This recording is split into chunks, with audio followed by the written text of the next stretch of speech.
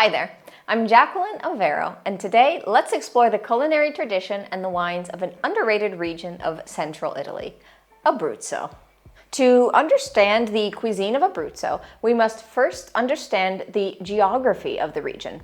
Abruzzo is located in eastern central Italy, on the opposite side of the Italian peninsula from Rome. It's a small area sandwiched between the Apennine Mountains and the Adriatic Sea that's got gorgeous hills in the middle. So it's only natural that Abruzzo's culinary history is influenced by both the proximity to the mountains and to the Adriatic Sea, as well as influenced by the rich hilly lands used for agriculture and herding. Its most classic dishes are indicative of what in Italy is known as cibo dei poveri, or poor man's food.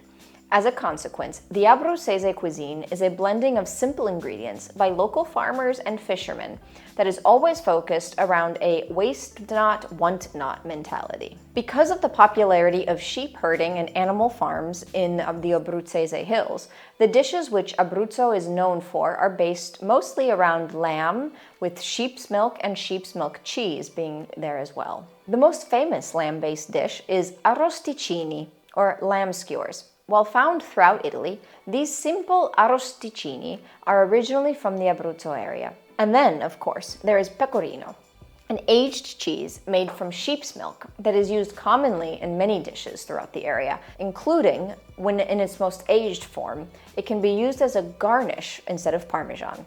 Famous, too, is the ndocca, a classic waste not, want not stew made from pork offcuts that don't make it into salami or sold as meat cuts. These are pieces such as the ears, snout, and feet as well. Abruzzo has a great tradition and a wide variety of salumi or cold cuts to discover, with both pork and beef-based options being available.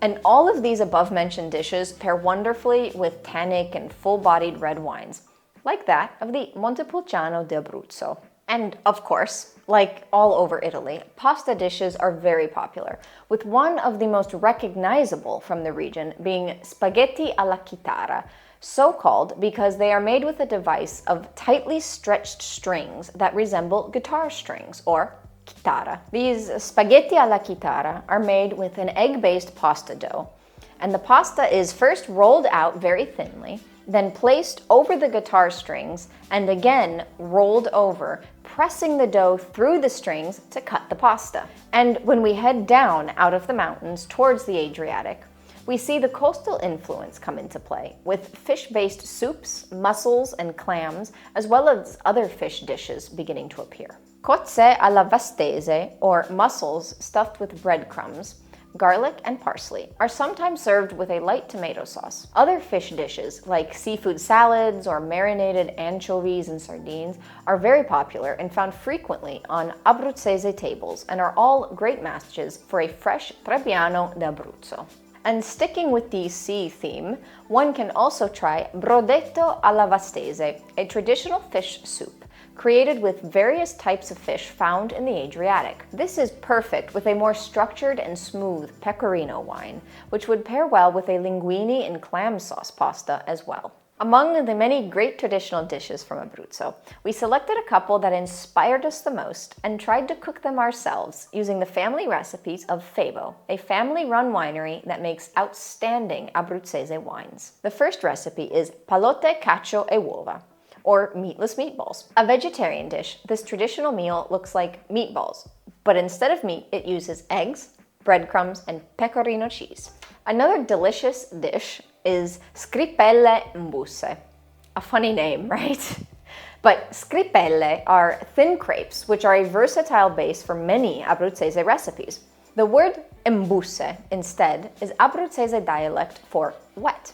So, putting these things together, the scrippelle mbusse are crepes served with a savory broth. These crepes are filled usually with freshly grated pecorino sheep's cheese before being rolled up. And finally, there is the timballo di Teramo, kind of like a lasagna, but instead of pasta, it has thin, eggy scrippelle that are used to make the layers, and sheep-based pecorino goes in between. Interspersed between these layers of scrippelle and pecorino are mini meatballs with a simple yet flavorful tomato sauce. It is wonderful and so hearty. So if all of this has got your mouth watering, visit our blog to find the recipes for some of the dishes mentioned above. You will find the links in the description below. If you liked this video, please give it a like. And thank you so much for watching. I will see you with the next video.